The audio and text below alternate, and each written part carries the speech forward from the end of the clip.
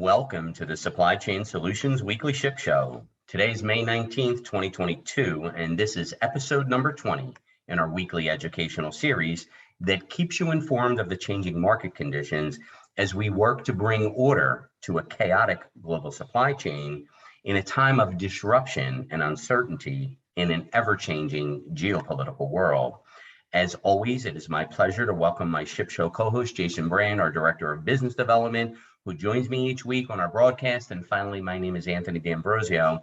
I'm the Vice President of Sales at Supply Chain Solutions, the company that always delivers value quickly, affordably, and flawlessly. And last but not least, I'd like to thank our amazing Director of Marketing, Vanessa Fry, for producing today's show. We could not do it without her amazing talents. Now, folks, this week, Jason will not be joining us, unfortunately.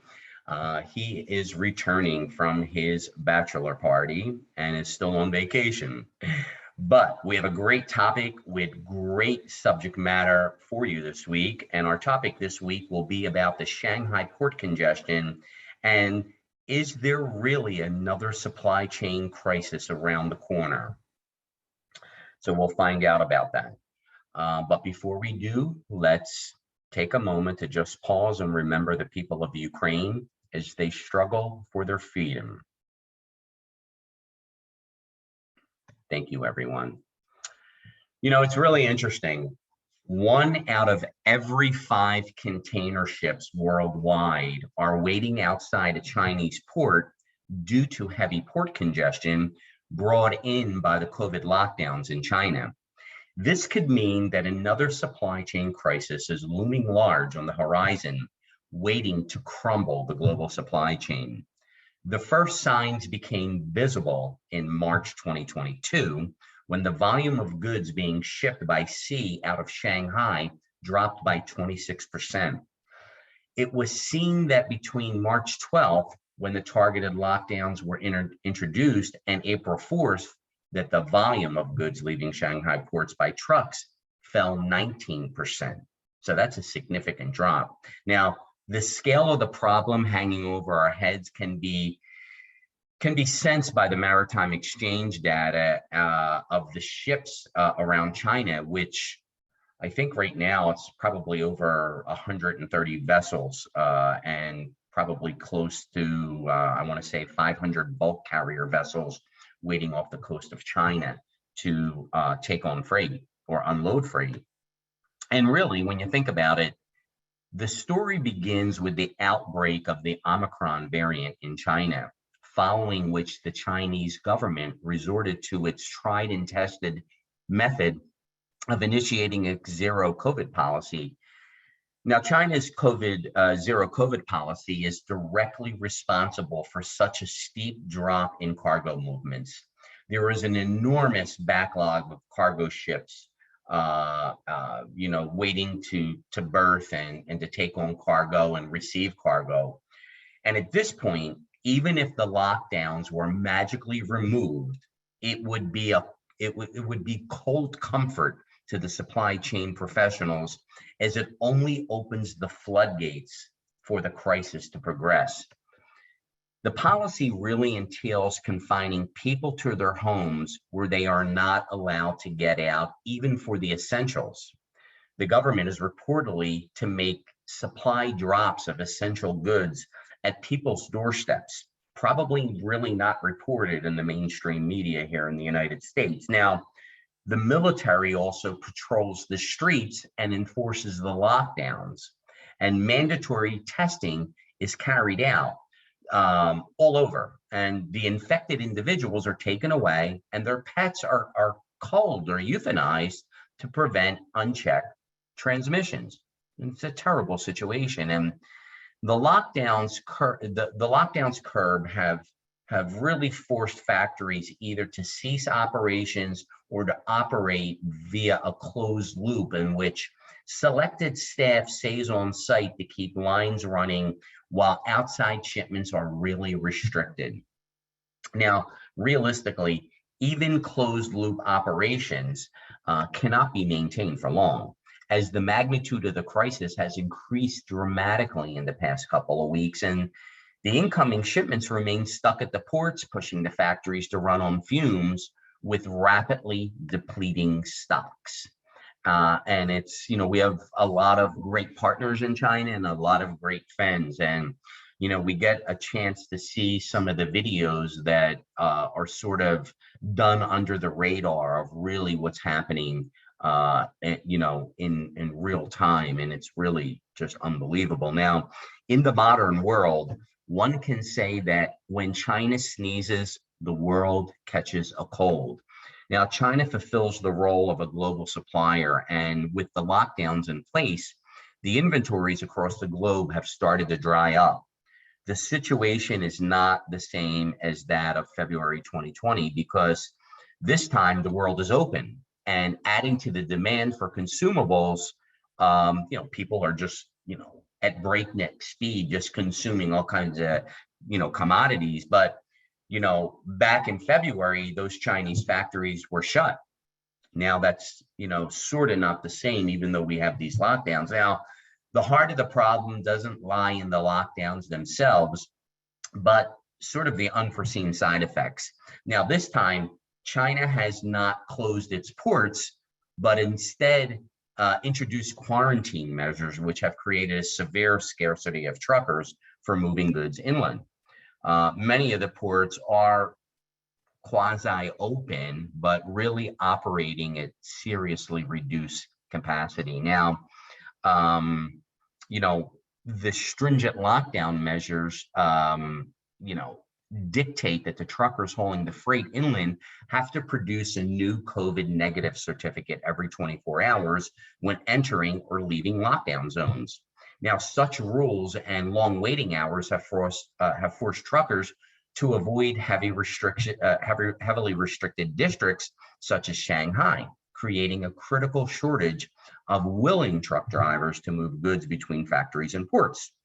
Now, it's important to note that trucks are a vital element of the supply chain as they make up the first and last mile of the supply chain. Trucks are required to pick up the cargo that arrives at the port and take goods to the port to be shipped out. Now, the delay in loading and discharging has led to more extended port stay for vessels and ultimately brought down the system's overall efficiency. I can tell you this, just to give you a quick example, we have a bulk carrier vessel in the port of Stockton, California, that has recently brought in, I want to say about 2,500 metric tons of animal feed. And the vessel has been delayed in port for 10 days discharging. And every day that vessel is delayed, it costs the ship owner about $100,000 a day. So, it's a really critical situation that we have unfolding over there in China. Now, some shipping companies reported a 30% drop in efficiency due to insufficient transport facilities at ports, and container volumes from China have also dropped by 31% from April 6th to April 15th. And that's just a measurement that we took and pulled some data, and we decided to take some data from April because we're still in May, as you all know, and we don't have access to all that data. But I can say this, however, many freight forwarders state that they cannot take up the shippers at discounted rates if they cannot load cargo on the ships from the ports. And as a result, some ships are preparing to announce more blank sailings in the future. And this spells trouble for the markets downstream of the Chinese economy. I think really a precise prediction of the China lockdowns and the impact on the U.S. market are difficult currently. 2 of the 3 largest cities in China are under lockdown. Shanghai, the global financial center, and Guangzhou, the manufacturing and distribution hub, are 2 of those cities. Now, Shanghai has the world's largest port, whereas Guangzhou is the home to the world's 4th largest port. And combined, the 2 cities handle almost 3 times the cargo volume that the total U.S. imports every year. So just think about that. Those 2 ports, okay, Shanghai and Guangzhou, handle almost 3 times the cargo volume of the total US imports every year, which is just like a mind-blowing number. Now, just to give you a perspective of the ramifications of the lockdowns, I found that approximately half of the German warehousing, logistics, and supply chain operations were either completely shut down or severely impacted by the current COVID-19 outbreaks in China. So, Germany is a primary trading partner with China, and many of their warehousing and logistics companies and supply chain operations are really being impacted because they're not getting those raw materials to continue manufacturing. So again, another tragic situation. Now, during the lockdown in China, the factories failed to meet the demand for the goods, and demand kept piling up. When the lockdown is lifted, factories are going to rush to meet these heightened demands from countries all over the world, but specifically the United States is one of the largest consumer societies in the world. Okay, so accompanied by the economic stimulus provided by the Chinese government to jumpstart the economy, China will witness boosted production for sure. And there is really going to be a need for added resources and efforts to pass this temporarily heightened volume of goods through the supply chain. So China is really going to have to work hard to boost and provide as much stimulus and workforce power to really meet the demands of the goods that the global community is trying to get out of China right now. Now, also important is that a significant number of truckers will be required to ship finished goods to the ports at the supplier's end.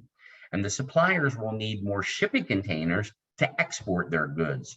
And ultimately, more container ships will be needed to export containers out of China.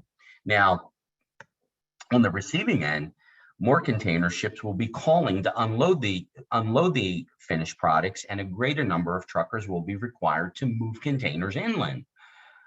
Each of these links will require additional resources for only a brief period, which would exert considerable strain on the supply chain. And the investments in more truckers, workers, and a greater number of ships and containers seem unjustified, okay? But mainly because after this period, these resources and workers will become redundant. Now, these lockdowns, coupled with the start of the critical ILWU contract talks, just days away, spell big trouble for the U.S. importing community. But I am happy to say that so far, the main negotiator representing the U.S. West Coast Longshore employers Friday struck an upbeat tone this morning on management and workers in terms of them keeping the cargo flowing and not having a slowdown like they did back in 2005 or 2015 during the talks, saying that the two sides are on good terms after cooperating during the pandemic-linked cargo surge. But there is one contentious issue, and that issue is automation. And it's good to really hear it seriously being talked about because it's a key tool that maritime terminals will need to adopt to handle more containers in the modern world of port operations. And it's no secret that the unions don't want the ports in the United States as automated as they should be because, unions are big business and, their workers, want to have the benefit of getting that employment and handling that labor. So, but I think really what's important though, that there is a lot to be gained by both sides in the negotiations, and automation can really have a significant effect on the wages, hours, and working conditions. So these are really going to be the central issues with the negotiations. How much automation is the union going to allow it for the future? Not only in the West Coast ports, but here on the East Coast, we have the ILA union, okay? Down in Union and the third coast down in Houston, there's another union, okay? So, they really want to control this automation because it's going to affect their union brothers and sisters and their their membership and their capability to earn more wages. So it's really something that we have to watch. And although that, we see some positive things going on in the negotiations, there is a chance that the automation issue becomes a real sticking point, but we're just going to have to watch it. And we're watching it every day here at Supply Chain Solutions to keep our finger on the ebb and flow and the pulse of what's going on with these negotiations. So, I mean, in closing, the recent cascade of the crises has really exposed the fragility of the approach of such a heavy dependency on China. And, I speak to a lot of our clients and our potential clients, and we tell everybody, everyone needs to start thinking about risk management more, about resourcing, near sourcing, and best sourcing. Because this is going to continue on, and it's going to continue to be a cocktail or a recipe for disruptions that are just going to be terrible for all the importing community in the United States. Now, many private entities are looking to diversify, if only to have a contingency plan to deal with these temporary lapses in supply. And there is a lot of buzz in the industry around reshoring and minimizing China's role, as I just mentioned, in the supply chain. And I recently read a survey that showed that 70% of the companies that participated were highly likely to move operations to the United States. And the survey showed that 24.7% of these people that participated in the survey plan to move some of its operations out of China, and 10% plan to move their operations entirely out of China. And 10% may not sound like a big number, but it's a big number, however, though, I think some conservative industrialists and research with predictive models show that the reliance on China is not going to go away anytime soon, but it's something that everyone in the importing community is talking about, from prospective private companies and the astronomical cost of reconfiguring a supply chain. It's not easy, but they talk about abandoning this lucrative source like China, and it's really too much. And even for governments pulling back from China, essentially China leads to a drop in GDP of both the country itself and China when things like this happen. So, it's sort of like that old analogy. You drop that little stone in a pond, in a still pond, and it's just a big ripple. And there's a lot of ripples, effects that can happen, and ramifications and cause and effects. So it's something that we really, really need to stay focused on as we move forward with this whole situation. And, when you think about the current state of the port of Shanghai, China is gradually easing these lockdowns, as I said, in Shanghai.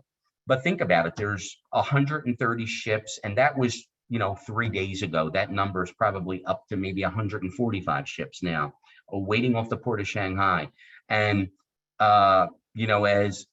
as cargo owners and vessel owners have decided to divert some vessels to other ports like Ningbo and Shenzhen, those ports, although very large, are not really set up to handle that increased volume. So, and again, as we talked about earlier, the worker shortages in the rail, at the port, the trucking, the drivers, it's really a very bad situation. And, the congestion in Shanghai is affecting other port operations as well, as I just mentioned. So, my personal opinion is we are going to have a major shockwave as we move into June and July and through August.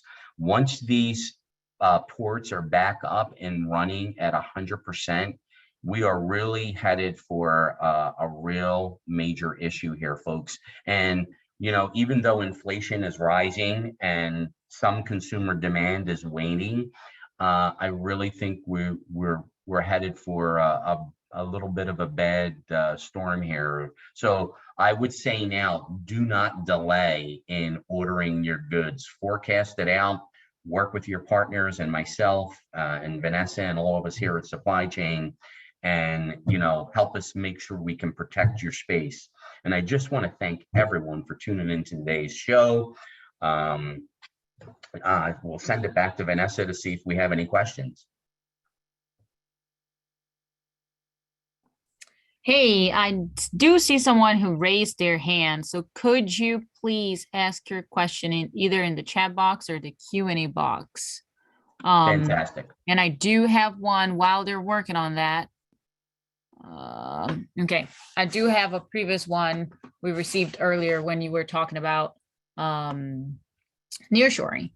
Do you, they were asking, okay, I'm going to read the question. Do you offer the service to check what's the best country to source from other than China? Yeah, I can give you a few examples on that. So we have a longtime client out in Brooklyn, New York, that we've been working with since 2006, importing a lot of phone accessories from China and Vietnam. And it just so happened that one of their major suppliers in China, was really having a really major issue. And, a lot of their products are in big box stores like Target and, Best Buy and places like that. And he said, hey, can you help? Do you have any relationships in a local environment in terms of, factories and companies that can sort of, build our products? And we were able to find a supplier in Myanmar. And so this company has moved 20% of their manufacturing to Myanmar. Now, yes, last year there were a few issues in Myanmar with the instability of the government, but through that whole time, we were able to help them navigate. Because, I always tell everyone, it's easy to move freight from point to point. Anybody can do that. But it's really about controlling the flow of the information and the communications and those relationships in a local environment. And if you're working with a great company like Supply Chain Solutions, we have those relationships. Another example is I have a client out in northern New Jersey that's a big chocolate company, and we bring in all their packaging materials from China. So during the trade war, they were getting hit with big tariffs, and then as the pandemic hit, production was waning. They couldn't get enough packaging materials, and I connected them with my partner in India, and they are now sourcing 50% of their packaging materials from India. Of course, we can make those connections, and as long as we can find some factories and manufacturing facilities that meet your specifications and your quality control. I can't think of the word I'm looking, specifications. It really is a good connection. So I am happy to help with that. I don't charge for that. We don't charge for that service. But what we do ask is for your goodwill and giving us an opportunity to handle your transportation from those trade lanes. So please reach out to me personally. That's one of the things I've really developed over the last 10 years. So I'd be happy to help. Awesome. Thank you so much. We have two more questions that popped up. One is, do you think any of this will impact air freight? Absolutely. So because of the shutdowns, everybody, we get messages every day from folks saying, hey, rates are going down, air freight rates are going down. Some congestion is clearing quayside here in the States at the rail, at the ports, at the airports. Even though there's still challenges, there is some clearing out of some of this congestion and bottlenecks. It hasn't resolved, but it's calmed down a little bit, which, is a big impact. It's a big help.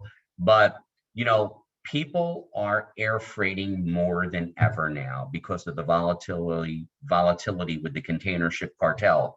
And, right now out of China, we're seeing air freight rates that were between $11 and $13 a kilo, or now between like $9 and $10 a kilo. What we'd like to do is, even though we have a lot of contracts with our preferred air freight carriers around the world, particularly in China, we do like to go out and get a spot rate for every one of those air freight shipments. So I do think that we're going to see volatility in air freight. And even though the rates are going down a little bit, it's sort of an offset because jet fuel and diesel fuel for the vessels and low sulfur fuel and just diesel for trucks, gasoline, it's going up. And we're seeing fuel surcharges go up everywhere. So we're going to see a ripple effect, like I talked about earlier, in the air freight market, where you're going to have increased visibility. That's why it's important to talk to us, talk to your customer service representatives, your import specialists, reach out to me, reach out to Jason, reach out to Vanessa, talk to us, your partner, so we can help you navigate through this, because we have our boots in the ground that can really make a difference for you. I think you had one more question, Vanessa. Yep, we have the last one for the day. Do you see the larger issue as the port congestion itself, or the raw material shortages also stemming from the Shanghai lockdowns? I think the biggest issue is the raw material lack of those goods right now. So remember, because of these lockdowns, even though China has a lot of raw materials, there's a lot of raw materials coming in from everywhere around the world into China. Believe it or not, Vietnam sends in a lot of rubber into China. Okay. I know because in the past we used to import a lot of rubber from Vietnam from some of the rubber tree plants out there, out around Da Nang and places like that. And, China is just not getting all the raw materials it needs to complete production. And just remember, when these ports open up, it's going to take weeks. It's just not like, you get up and you turn on the light switch and the lights are on. Yeah, they're going to open up. It's going to take some time for workers to go back. It's going to take time for them to ramp up production. But that shortage of materials to do the production is a real big issue. And I would say that's probably, if I had to put a percentage, I'd say it's like a 60-40, 60% that raw material shortages. And as I mentioned to you earlier in some of my comments, that all of the raw materials is drying up right now. I mean, look at what happened with India, just on the flip side of the coin now. Earlier this week, many of you may have missed it, India is going to stop exporting wheat. India was in the top 3 suppliers of wheat next to Russia and Ukraine. And there's a serious concern about food shortages as we move through the summer and into the fall for, all over the world. And now India is going to, invoke protectionism, and they're not going to export their wheat because they want to make sure they can feed their own people. So, I mean, these are the kind of things that are going to affect global supply chain.